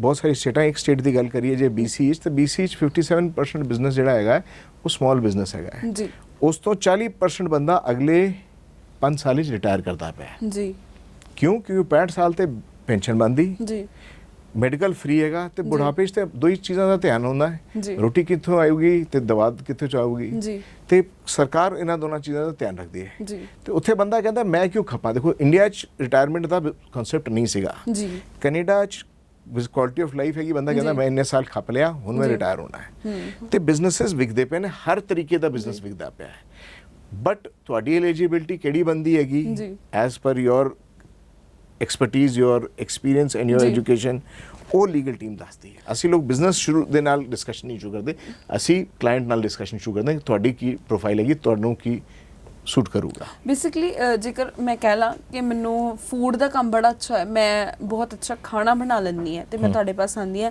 ਕਿ ਮੈਂ ਤਾਂ ਖਾਣਾ ਵਧੀਆ ਬਣਾ ਲੈਂਦੀ ਹੈ, ਤੇ ਤੁਸੀਂ ਮੈਨੂੰ ਆਪਸ਼ਨਸ ਦੋਗੇ ਇਹ ਵਧੀਆ ਵੀ ਤੁਸੀਂ ਆਹ ਚੀਜ਼ ਕਰ ਸਕਦੇ ਹੋ, ਐਦਾਂ ਕੁਝ? ਨਹੀਂ, ਦੇਖੋ ਜੀ, ਸ਼ੌਕ ਵੱਖ ਹੁੰਦਾ ਹੈ ਜੀ ਤੇ ਤੁਹਾਡੀ ਐਜੂਕੇਸ਼ਨ ਕੁਆਲੀਫਿਕੇਸ਼ਨ ਕੀ ਬੋਲਦੀ ਪਈ ਹੈ ਤੇ ਤੁਹਾਡਾ ਵਰਕ ਐਕਸ ਕੀ ਬੋਲਦਾ ਪਿਆ, ਜੀ। ਤੁਹਾਡੇ ਡਾਕੂਮੈਂਟਸ ਕੀ ਬੋਲਦੇ ਪਏ ਨੇ। ਜੀ ਠੀਕ ਹੈ, ਇੱਕ ਵਾਰੀ ਤੁਸੀਂ ਉੱਥੇ ਸੈਟਲ ਹੋ ਗਏ, ਉਹਦੇ ਬਾਅਦ ਤੁਸੀਂ ਆਪਣਾ ਸ਼ੌਕ ਕਰੋ, ਜ਼ਰੂਰ ਕਰੋ, ਲੋਕੀ ਕਰਦੇ ਨੇ। ਜੀ ਬਟ ਜਿਹੜੀ ਚੀਜ਼ ਔਨ ਪੇਪਰ ਤੁਹਾਡਾ ਨਹੀਂ ਹੈਗਾ, ਜੀ। ਉਹ ਮੈਂ ਕਹਾਂ ਕਿ ਨਹੀਂ ਜੀ ਇਹ ਤੁਸੀਂ ਕਰ ਸਕਦੇ ਹੋ, ਤੇ ਮੈਂ ਝੂਠ ਬੋਲਦਾ ਪਿਆ ਹਾਂ। ਜੀ ਠੀਕ ਹੈ, ਤੁਹਾਨੂੰ ਉਹਨੂੰ ਕੋਰਿਲੇਟ ਕਰਨਾ ਹੀ ਪਊਗਾ ਜੀ। ਆਪਣੇ ਵਰਕਸ ਦੇ ਨਾਲ। ਜੀ ਤੇ ਇੱਕ ਹੋਰ ਇਹ ਹੈ, ਮੇਰੀ ਗੱਲ ਚਾਹੁੰਦਾ ਹੈ ਕਿ ਜੇਕਰ ਮੈਂ ਬਿਜ਼ਨਸ ਸਟਾਰਟ ਹੀ ਕਰਨਾ ਹੈ ਤੇ ਮੈਂ ਕਿਸੇ ਹੋਰ ਦਾ ਹੀ ਬਿਜ਼ਨਸ ਕਿਉਂ ਲੈ ਕੇ ਸਟਾਰਟ ਕਰਾਂ? ਇਹ ਬਹੁਤ ਵਧੀਆ ਸਵਾਲ ਹੈ, ਇਹ ਜੀ। ਬਹੁਤ ਵਧੀਆ ਸਵਾਲ ਹੈਗਾ, ਕਿਉਂਕਿ ਹੁੰਦਾ ਕੀ ਹੈਗਾ ਹੈ, ਇੰਡੀਆ ਦਾ ਬੰਦਾ ਇਹ ਨਹੀਂ ਸਮਝ ਪਾਉਂਦਾ ਕਿ ਨਵਾਂ ਬਿਜ਼ਨਸ ਸਟਾਰਟ ਕਰਨ 'ਚ ਔਖ ਕੀ ਹੈਗੀ। ਜੀ ਮੈਂ ਇੱਕ ਐਗਜ਼ਾਮਪਲ ਨਾਲ ਤੁਹਾਡੇ ਨਾਲ ਸ਼ੇਅਰ ਕਰਨਾ। ਜੀ ਇੱਕ ਬੰਦਾ ਹੈਗਾ, ਮੈਂ ਜਾਣਦਾ, ਨਾਂ ਲੈਣ ਦਾ ਫਾਇਦਾ ਨਹੀਂ। ਜੀ ਉਹਨੇ ਕਿਹਾ ਜੀ ਮੈਂ ਪੀਜ਼ੇ ਦਾ ਬਿਜ਼ਨਸ ਸ਼ੁਰੂ ਕਰਨਾ ਹੈ। ਬੜਾ ਜੀ। ਸਿੰਪਲ ਬਿਜ਼ਨਸ ਹੈ, ਤੋਪੇ ਨਹੀਂ ਚੱਲਦੀ। ਬਿਲਕੁਲ ਉਹਨੇ ਬਿਜ਼ਨਸ ਲੈਸਨਸ ਲੈਣ ਵਾਸਤੇ ਜੀ ਪਹਿਲੇ ਦੁਕਾਨ ਕਿਰਾਏ ਤੇ ਲਈ, ਜੀ ਮੀਟਰ ਡਾਊਨ ਹੋ ਗਿਆ, ਦੁਕਾਨ ਡਾਲਰਾਂ 'ਚ ਕਿਰਾਇਆ ਜਾਣ ਲੱਗ ਪਿਆ। ਜੀ ਉਹਦੇ ਬਾਅਦ ਉਹਨੇ ਉਸਦੇ ਵਿੱਚ ਕਿਚਨ ਬਣਾਉਣ ਦੀ ਅਪਰੂਵਲ ਸਿਟੀ ਨੂੰ ਪਾਈ। ਜੀ 2-4-6 ਮਹੀਨਾ ਜੋ ਵੀ ਲੱਗਿਆ, ਉਹ ਜੀ। ਸਿਟੀ ਦੀ ਅਪਰੂਵਲ 6 ਮਹੀਨੇ ਚਲਾ ਗਿਆ ਰੈਂਟ। ਜੀ। ਉਹਦੇ ਬਾਅਦ ਉਹਨੇ ਫੂਡ ਐਂਡ ਡਰਗ ਵਾਲਿਆਂ ਨੂੰ ਜਿਹੜੀ ਵੀ ਅਥਾਰਟੀ ਹੈਗੀ ਜੀ, ਜੀ। ਉਹਨੂੰ ਅਪਰੂਵਲ ਪਾਈ ਜੀ। 2-4-6 ਤੇ ਸਾਲ ਭਰ ਦਾ ਕਿਰਾਇਆ ਤਾਂ ਉਹਨੂੰ ਬਹਿ ਕੇ ਦਿੱਤਾ ਪਹਿਲੇ ਘਰ, ਜੀ ਉਸ ਤੋਂ ਪਹਿਲੇ ਕਿ 1 ਰੁਪਏ ਦੀ ਕਮਾਈ ਹੋਏ। ਜੀ ਉਹਦੇ ਬਾਅਦ ਵੀ ਗਾਰੰਟੀ ਤੇ ਕੋਈ ਨਹੀਂ, ਕਿ ਇਟ ਇਜ਼ ਪਿਓਰ ਸਪੈਕੂਲੇਸ਼ਨ ਕਿ ਗਰੋ ਕਰ ਸਕਦਾ ਹੈ, ਚੱਲੂਗਾ ਬਿਜ਼ਨਸ, ਲੋਕਾਂ ਨਹੀਂ। ਨੂੰ ਪਸੰਦ ਆਏਗਾ, ਬਹੁਤ ਸਾਰੇ ਠੀਕ ਕੁਐਸਚਨਸ ਹੈ, ਹੁੰਦੇ ਨੇ। ਜੀ ਤੇ 1 ਸਾਲ ਦਾ ਦੁਕਾਨ ਦਾ ਕਿਰਾਇਆ ਦਿੱਤਾ ਜੀ। ਤੇ ਤੁਸੀਂ ਤੇ ਤੁਹਾਡੀ ਫੈਮਿਲੀ ਵੀ ਤੇ ਰਹਿੰਦੇ ਪਏ ਹੋ, ਕਿੱਥੇ ਰਹੋਗੇ, ਕਿੱਥੇ ਜੀ, ਖਾਓਗੇ, ਜੀ, ਗੱਡੀ ਜਾਏਗੀ, ਜੀ। ਤੇ ਉਹ ਸਾਰੇ ਖਰਚੇ ਲਾ ਕੇ ਤੇ that is why we never recommend ਕਿ ਤੁਸੀਂ ਨਵਾਂ ਬਿਜ਼ਨਸ ਸ਼ੁਰੂ ਕਰੋ। ਜੀ ਬਈ ਜੇ ਤੇ ਹੈਗਾ, ਬਈ ਜੀ। ਰੱਬ ਦੀ ਮਿਹਰ ਹੈਗੀ, ਹੈਗਾ ਮੇਰੇ ਕੋਲ ਜੀ। 6 ਵੀ ਮੈਂ 1 ਸਾਲ ਬਹਿ ਸਕਦਾ, ਮੈਂ 2 ਸਾਲ ਵੀ ਬਹਿ ਸਕਦਾ, ਜੀ then you start a new business. Otherwise for somebody ਜਿਹਨੂੰ ਇਹ ਲੱਗਦਾ ਕਿ ਹਾਂ ਜੀ ਮੈਂ ਇੰਨੇ ਪੈਸੇ ਲਾਂਦਾ, ਮੈਂ ਉਹਨੂੰ ਪਹਿਲੇ ਦਿਨ ਤੋਂ ਰਿਟਰਨ ਚਾਹੀਦਾ, ਜੀ it is always advisable ਕਿ ਜੀ। ਉਹ ਲਵੇ ਬਿਜ਼ਨਸ ਉਸ ਟਾਈਪ ਦਾ ਜਿਹੜਾ ਚੱਲਦਾ ਹੋਵੇ। ਜੀ ਤੇ ਜ਼ਿਆਦਾਤਰ ਪੰਜਾਬੀ ਦੇ ਖਿਆਲ ਦੇ ਵਿੱਚ ਇਹ ਆਉਂਦਾ ਹੈਗਾ, ਮਤਲਬ ਕਿ ਬੇਸਿਕਲੀ ਸਾਡੇ ਇੰਡੀਅਨਸ ਦੀ ਵੀ ਗੱਲ ਕਰ ਲਈਏ, ਚਾਹੇ ਅਸੀਂ ਪੰਜਾਬੀ ਦੀ ਵੀ ਗੱਲ ਕਰ ਲਈਏ, ਹੈ ਨਾ, ਤੇ ਮਾਈਂਡ ਦੇ ਵਿੱਚ ਇਹ ਆਉਂਦਾ ਹੈਗਾ ਕਿ ਮੈਂ ਕਿਸੇ ਦੀ ਚੀਜ਼ ਲੈ ਰਿਹਾ ਹੈ ਨਾ, ਫੋਰ ਐਗਜ਼ਾਮਪਲ ਆ ਕੱਪ ਵੀ ਪਿਆ ਹੈ ਤੇ ਤੁਸੀਂ ਮੈਨੂੰ ਕਹਿ ਰਹੇ ਹੋ ਕਿ ਤੁਸੀਂ ਸਾਡਾ ਕੱਪ ਵਧੀਆ ਹੈ, ਢੰਗ ਸਿਰ ਦੇ ਨਾਲ ਚੱਲ ਰਿਹਾ ਹੈ, ਤੁਸੀਂ ਇਹਨੂੰ ਅੱਗੇ ਕੰਟੀਨਿਊ ਕਰ ਲਓ, ਹੈ ਨਾ, ਵੀ ਮੈਂ ਵੇਚਣਾ ਚਾਹ ਰਿਹਾ, ਵੈਸੇ ਠੀਕ ਠਾਕ ਹੈ। ਸਾਡੇ ਮਾਈਂਡ ਦੇ ਵਿੱਚ ਇੱਕ ਵਾਰ ਜ਼ਰੂਰ ਆਉਂਦਾ ਹੈ ਕਿ ਇਹ ਚੀਜ਼ ਮੈਂ ਉਹ ਬੰਦਾ ਕਿਉਂ ਵੇਚ ਰਿਹਾ ਹੈ, ਜਾਂ ਤੇ 'ਚ ਕਮੀ ਹੋਊਗੀ ਤਾਂ ਹੀ ਮੈਨੂੰ ਵੇਚ ਰਿਹਾ। ਨਹੀਂ, ਉਹ ਮੈਂ ਤੁਹਾਨੂੰ ਪਹਿਲੇ ਵੀ ਕਲੀਅਰ ਕਰ ਚੁੱਕਾ ਜੀ ਕਿ ਉੱਥੇ quality of life the concept ਹੈਗਾ ਜੀ ਤੇ ਬੰਦਾ ਰਿਟਾਇਰਮੈਂਟ, ਬਿਕੋਜ਼ ਇੰਡੀਆ 'ਚ ਤੇ ਬਿਜ਼ਨਸਮੈਨ ਰਿਟਾਇਰ ਹੀ ਨਹੀਂ ਕਰਦਾ। ਜੀ। ਮੇਰੇ ਦਾਦਾ ਜੀ ਜਿਹੜੇ ਸਨ, ਜੀ ਹੀ ਐਕਸਪਾਇਰਡ ਐਟ 92 ਜੀ। ਤੋਂ ਡੈਥ ਤੋਂ 2 ਮਹੀਨੇ ਪਹਿਲੇ ਤੱਕ ਹੀ ਵਾਸ ਅਟੈਂਡਿੰਗ ਆਫਿਸ। ਜੀ ਤੇ this is how it happens in India, ਜੀ। That is not how it happens in Canada. ਜੀ ਉੱਥੇ ਕੀ ਹੁੰਦਾ ਹੈ ਕਿ ਬੰਦਾ ਕਹਿੰਦਾ ਪੈਟ ਹੋ ਗਿਆ, ਜੀ। ਮੇਰੀ ਐਲੀਜੀਬਿਲਟੀ ਬਣ ਗਈ, ਮੇਰੇ ਕੋਲ ਗੱਡੀ ਹੈਗੀ, ਘਰ ਹੈਗਾ, ਸਭ ਜੀ। ਕੁਝ ਹੈਗਾ, ਬਸ ਮੈਂ ਇਹ ਨਹੀਂ ਚਾਹੁੰਦਾ ਕਿ ਮੇਰੀ ਜ਼ਿੰਦਗੀ ਦੀ ਮਿਹਨਤ ਦਾ ਬਣਾਇਆ ਦਾ ਬਿਜ਼ਨਸ ਬੰਦ ਹੋ ਜਾਏ ਜੀ ਤੇ ਬੰਦਿਆਂ ਨੂੰ ਜਿਹੜੇ ਨੌਕਰੀ ਕਰਦੇ ਉਹਨਾਂ ਦੀ ਨੌਕਰੀ ਚਲੀ ਜਾਏ। ਮੇਰਾ ਜੀ। ਤੇ ਉਸ ਵਾਸਤੇ ਉਹ ਬਿਜ਼ਨਸ ਵੇਚਦਾ ਪਿਆ, ਜੀ। ਤਦ ਹੀ ਉਹ ਬਿਜ਼ਨਸ ਵੇਚਣ ਦੇ ਬਾਅਦ ਵੀ ਰੁਕ ਕੇ ਤੁਹਾਨੂੰ ਸਿਖਾਉਣ ਨੂੰ ਐਗਰੀ ਕਰਦਾ ਹੈ, ਬਿਕੋਜ਼ ਜੀ। ਉਸ ਬਿਜ਼ਨਸ ਵਿੱਚ ਉਹਦੇ ਇਮੋਸ਼ਨ ਇਨਵੈਸਟਡ ਹੈਗੇ ਨੇ। ਬਿਲਕੁਲ ਉਹ ਇਹ ਚਾਹੁੰਦਾ ਹੈ ਕਿ ਤੁਸੀਂ ਸਕਸੀਡ ਕਰੋ। ਬਿਲਕੁਲ ਬੇਸਿਕਲੀ ਦਾ ਮਤਲਬ ਇਹ ਹੈ ਕਿ ਜੇ ਅਸੀਂ ਕੈਨੇਡਾ ਦੇ ਵਿੱਚ ਤੁਹਾਡੇ ਥਰੂ ਬਿਜ਼ਨਸ ਲਵਾਂਗੇ, ਐਵੇਂ ਕੁਛ ਨਹੀਂ ਹੋਏਗਾ ਕਿ ਉਸ ਬੰਦੇ ਨੂੰ ਮਤਲਬ ਕਿ ਕੋਈ ਕਮੀ ਹੈ ਜਾਂ ਫਿਰ ਕੋਈ ਦਿੱਕਤ ਹੈ ਤਾਂ ਦਿੱਤਾ। ਬੇਸਿਕਲੀ ਕੈਨੇਡਾ ਦੇ ਵਿੱਚ ਇੱਕ ਕਨਸੈਪਟ ਹੁੰਦਾ ਹੈ ਕਿ ਲੋਕੀ ਪ੍ਰੈਫਰ ਕਰਦੇ ਕੁਆਲਿਟੀ ਮੋਰ ਦੈਨ ਕਿ ਕੁਆਂਟੀਟੀ, ਹੈ ਨਾ, ਤੇ ਕੁਆਲਿਟੀ ਦੇ ਵਿੱਚ ਇਹ ਹੁੰਦਾ ਹੈਗਾ ਕਿ ਅਸੀਂ 65 ਸਾਲ ਤੱਕ ਬਹੁਤ ਵਧੀਆ ਤਰੀਕੇ ਨਾਲ ਬਿਜ਼ਨਸ ਸਟਾਰਟ ਕਰ ਲਿਆ ਹੈ, ਸਭ ਕੁਝ ਕਰ ਲਿਆ, ਜ਼ਿੰਦਗੀ ਦੇ ਵਿੱਚ ਖੱਟ ਲਿਆ, ਹੁਣ ਹੁਣ ਅਸੀਂ ਬੈਠ ਕੇ ਖਾਈਏ, ਹੈ ਨਾ, ਤੇ ਉਸ ਤੋਂ ਬਾਅਦ ਹੁਣ ਕੀ ਹੈ, ਜਿਹੜਾ ਢੰਗ ਸਿਰ ਦੇ ਨਾਲ ਬਿਜ਼ਨਸ ਹੈ ਨਾ, ਬੇਸਿਕਲੀ ਇਹ ਨਾਰਮਲ ਜੀ ਗੱਲ ਹੈ ਨਾ, ਮਤਲਬ ਕਿ ਹਿਊਮਨ ਨੇਚਰ ਵੀ ਹੈ, ਜੇ ਸਾਡਾ ਵਧੀਆ ਨਾਮ ਕਮਾਇਆ ਹੋਇਆ ਉਹਨੂੰ ਬੰਦ ਕਿਉਂ ਕਰੀਏ, ਹੈ ਨਾ, ਕਿਸੇ ਦੇ ਹੱਥਾਂ ਦੇ ਵਿੱਚ ਹੈਂਡ ਓਵਰ ਕਰ ਦਈਏ ਕਿ ਉਹ ਬੰਦਾ ਇਸ ਚੀਜ਼ ਨੂੰ ਢੰਗ ਸਿਰ ਦੇ ਨਾਲ ਖਤਮ ਕਰ ਦੇਗਾ। ਦੇਖੋ ਜੀ, ਅਗਲੇ 5 ਸਾਲਾਂ 40% ਬਿਜ਼ਨਸਮੈਨ ਰਿਟਾਇਰ ਕਰੂਗਾ ਜੀ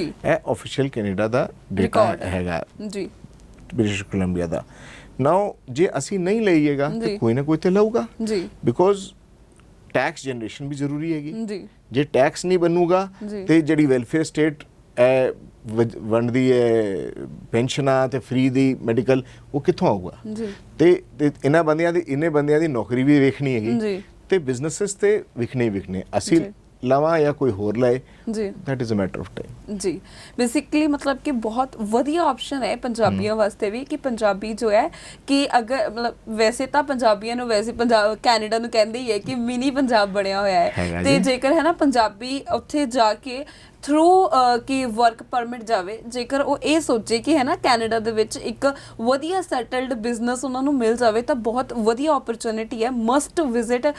ਤੁਸੀਂ ਸ਼ਿਵੇਂਦਰ ਮੋਹਨ ਦੇ ਨਾਲ ਤੁਸੀਂ ਕੰਟੈਕਟ ਕਰ ਸਕਦੇ ਹੋ। ਇਹਨਾਂ ਦੀ ਕੰਪਨੀ ਦਾ ਨਾਮ ਇੱਕ ਵਾਰ ਫਿਰ ਤੋਂ ਮੈਂ ਰਿਪੀਟ ਕਰ ਦਿੰਦੀ ਹਾਂ, ਬਿਜ਼ਕੈਨ ਮੈਨੇਜਮੈਂਟ ਕਾਰਪ ਹੈ, ਜਿੱਥੇ ਤੁਸੀਂ ਜਾ ਕੇ ਇਹਨਾਂ ਦੇ ਨਾਲ ਪ੍ਰੋਪਰ ਗੱਲਬਾਤ ਕਰ ਸਕਦੇ ਹੋ। ਤੁਹਾਨੂੰ ਪ੍ਰੋਪਰਲੀ ਦੱਸਣਗੇ ਕਿ ਕਿਵੇਂ ਤੁਸੀਂ ਕੈਨੇਡਾ ਦੇ ਵਿੱਚ ਆਪਣਾ ਬਿਜ਼ਨਸ ਸਟਾਰਟ ਕਰ ਸਕਦੇ ਹੋ। ਈਵਨ ਦੋ ਜੇਕਰ ਤੁਸੀਂ ਕੈਨੇਡਾ ਦੇ ਵਿੱਚ ਜਾਣਾ ਨਹੀਂ ਵੀ ਚਾਹੁੰਦੇ ਹੋਵੋਗੇ ਤਾਂ ਤੁਸੀਂ ਪੰਜਾਬ ਦੇ ਵਿੱਚ ਰਹਿ ਕੇ ਵੀ ਇਨਵੈਸਟਮੈਂਟ ਕਰ ਸਕਦੇ ਹੋ, ਤੇ ਪ੍ਰੋਪਰਲੀ ਤੁਹਾਨੂੰ ਉਹਦੇ ਰਿਜ਼ਲਟਸ ਵੀ ਇਹ ਦੇਣਗੇ। ਔਰ ਈਵਨ ਦੋ ਇਹ ਤੁਹਾਨੂੰ ਇਹ ਵੀ ਦੱਸਣਗੇ ਕਿ ਕਿਵੇਂ ਮਤਲਬ ਪੁਰਾਣੇ ਉਸ ਕੰਪਨੀ ਦੇ ਕੀ ਰਿਕਾਰਡਸ ਰਹੇ ਨੇ, ਕਿ ਕਿਵੇਂ ਉਸ ਕੰਪਨੀ ਨੇ ਪਿਛਲੇ 5 ਜਾਂ 6 ਸਾਲ ਦਾ ਕੀ ਸਟੈਟਿਕਸ ਨੇ, ਕੀ ਉਹਨਾਂ ਦਾ ਪ੍ਰੋਫਿਟ ਹੋਇਆ ਨੇ, ਕਿੰਨੀ ਟਰਨਓਵਰ ਨੇ। ਜੇਕਰ ਤੁਸੀਂ ਇਨਵੈਸਟ ਕਰੋਗੇ ਤਾਂ ਤੁਹਾਡਾ ਵਧੀਆ ਪ੍ਰੋਫਿਟ ਹੋ ਸਕਦਾ ਹੈ। ਬਿਲਕੁਲ ਸਹੀ ਗੱਲ ਹੈ। ਤੇ ਇਸ ਦੇ ਨਾਲ ਹੀ ਮੈਂ ਛੋਟੀ ਜਿਹੀ ਰਿਕੁਐਸਟ ਕਰਾਂਗੀ, ਤੁਸੀਂ ਇੱਕ ਵਾਰ ਰੈਪ ਅਪ ਆਪਾਂ ਕਰ ਰਹੇ ਹਾਂ ਨਾ ਪੂਰੇ ਇੰਟਰਵਿਊ ਨੂੰ, ਤੇ ਤੁਸੀਂ ਸਾਡੇ ਦਰਸ਼ਕਾਂ ਨੂੰ ਇਹ ਜ਼ਰੂਰ ਦੱਸ ਦੇਣ ਕਿ ਕੀ ਫਾਇਦੇ ਪ੍ਰੋਪਰਲੀ ਹੋ ਸਕਣ ਐਟ ਦ ਐਂਡ ਦੇ ਵਿੱਚ, ਕਿ ਬੰਦੇ ਜਾ ਕੇ ਹੋਰ ਮਤਲਬ ਕਿ ਇਸ ਚੀਜ਼ ਵਾਸਤੇ ਹੈ ਨਾ ਐਕਸਾਈਟਮੈਂਟ ਦੇ ਨਾਲ ਜਾਣਨ। ਦੇਖੋ ਜੀ, ਫਾਇਦਾ ਕੀ ਹੈਗਾ? ਫਾਇਦਾ ਇਹ ਹੈਗਾ ਕਿ ਜੇ ਮੈਂ ਤੁਹਾਨੂੰ ਦੱਸਾਂ ਕਿ 3 ਦੀ AQI ਤੇ 300 ਦੀ AQI ਦਾ ਕੀ ਫਰਕ ਹੈਗਾ, ਉਹ ਤੁਸੀਂ ਬਹਿ ਕੇ ਉੱਥੇ ਜੀ ਡਿਸਾਈਡ ਕਰ ਸਕਦੇ ਹੋ, ਬਿਕੋਜ਼ ਤੁਹਾਡੀ ਲਾਈਫ ਦੀ ਕੁਆਲਿਟੀ, ਤੁਹਾਡੀ ਸਿਹਤ ਦੀ ਕੁਆਲਿਟੀ, ਉਹ ਸਭ ਤੇ ਚੀਜ਼ਾਂ ਜਿਹੜੀ ਹੈਗੀਆਂ ਨੇ ਉਹ ਐਕਸਪੀਰੀਅੰਸ ਕਰਨ ਵਾਲੀਆਂ ਨੇ।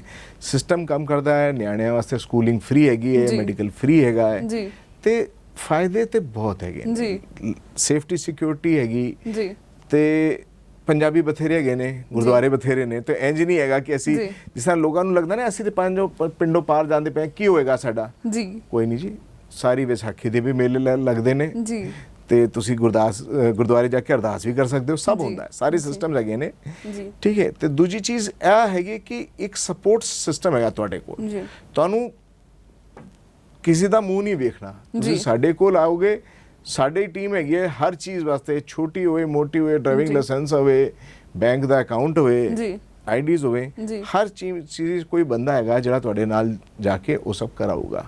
ਬੇਸਿਕਲੀ ਤੁਸੀਂ ਇਹ ਡਰਾਈਵਿੰਗ ਲਾਇਸੈਂਸ ਦੀ ਗੱਲ ਕੀਤੀ ਹੈਗੀ, ਤੇ ਮੈਂ ਇਹ ਕੁਐਸਚਨ ਮੇਰਾ ਹੈ ਸੀਗਾ ਕਿ ਜਿਵੇਂ ਕਿ ਮੈਂ ਆਪਣਾ ਬਿਜ਼ਨਸ ਸਟਾਰਟ ਤਾਂ ਕਰ ਲਿਆ, ਕਿ ਤੁਹਾਡੀ ਕੰਪਨੀ ਸਾਨੂੰ ਇਹ ਚੀਜ਼ਾਂ ਛੋਟੀਆਂ ਚੀਜ਼ਾਂ, ਵੈਸੇ ਤਾਂ ਹੈ ਨਾ ਜੇਕਰ ਦੇਖਿਆ ਜਾਵੇ ਡਰਾਈਵਿੰਗ ਲਾਇਸੈਂਸ ਤਾਂ ਹੋ ਗਿਆ, ਸਕੂਲ ਦੇ ਬੱਚਿਆਂ ਲਈ ਉਹ ਹੋ ਗਿਆ ਕਿ ਸਕੂਲ ਦੇ ਵਿੱਚ ਜਾਣਾ ਚਾਹੀਦਾ ਹੈ, ਕਿ ਸਾਨੂੰ ਮਾਰਕੀਟ ਕਿੱਥੇ ਲਾਗੇ ਪਵੇਗੀ ਹੈ ਨਾ, ਜਾਂ ਫਿਰ ਕਿਸ ਬੈਂਕ ਦੇ ਥਰੂ ਅਸੀਂ ਇਨਵੈਸਟਮੈਂਟ ਕਰਨੀ ਹੈ, ਇਹ ਤੁਹਾਡੀ ਇਹ ਵੀ ਕੰਪਨੀ ਪ੍ਰੋਵਾਈਡ ਕਰੇਗੀ ਸਾਨੂੰ। ਦੇਖੋ ਜੀ, ਇੰਜ ਹੈਗਾ ਹੈ ਕਿ ਇਨਵੈਸਟਮੈਂਟ ਵਾਸਤੇ ਅਪਰੂਵਲ ਲੱਗਦੇ ਨੇ ਬਹੁਤ ਸਾਰੇ ਜੀ, ਇੰਡੀਆ 'ਚ ਵੀ ਲੱਗਦੇ ਨੇ ਤੇ ਕੈਨੇਡਾ 'ਚ ਵੀ ਲੱਗਦੇ ਨੇ, ਤੇ ਸਾਡੀ ਲੀਗਲ ਟੀਮ ਤੁਹਾਨੂੰ ਹਰ ਸਟੈਪ ਤੇ ਗਾਈਡ ਕਰੇਗੀ ਕਿ ਇਹ ਆਰਬੀਆਈ ਦਾ ਲਾਅ ਹੈਗਾ, ਇਹ ਤੁਹਾਨੂੰ ਇਸ ਤਰ੍ਹਾਂ ਕਰਨਾ, ਇਹ ਕੈਨੇਡਾ ਦਾ ਲਾਅ ਹੈਗਾ, ਤੁਹਾਨੂੰ ਇਹ ਰਿਟਰਨ ਫਾਈਲ ਕਰਨੀ ਹੈਗੀ। ਤੇ ਬਾਕੀ ਜਿਸ ਤਰ੍ਹਾਂ ਦੀ ਸਕੂਲ ਵਾਲੀ ਗੱਲ, ਸਕੂਲ ਗੂਗਲ ਤੇ ਲਿਸਟ ਸਾਰੀ ਮਿਲਦੀ ਹੈ, ਬਟ ਇੱਕ ਬੰਦਾ ਜਿਹੜਾ ਉੱਥੇ ਰਹਿੰਦਾ ਉਹ ਤੁਹਾਨੂੰ ਤੁਹਾਡੇ ਨਾਲ ਡਿਸਕਸ ਕਰਕੇ ਇਹ ਦੱਸ ਸਕਦਾ ਹੈ ਕਿ ਭਾਈ ਤੁਹਾਡੇ ਬੱਚੇ ਨੂੰ ਸਵਿਮਿੰਗ ਦਾ ਸ਼ੌਕ ਹੈਗਾ ਤਾਂ ਇਹ ਸਕੂਲ ਦੇ ਨਾਲ ਸਵਿਮਿੰਗ ਪੂਲ ਹੈਗਾ, ਤੁਹਾਡੇ ਬੱਚੇ ਨੂੰ ਐਥਲੈਟਿਕਸ ਦਾ ਸ਼ੌਕ ਹੈਗਾ ਤਾਂ ਇਹ ਸਕੂਲ ਦੇ ਨਾਲ, ਬਿਕੋਜ਼ ਤੁਹਾਡਾ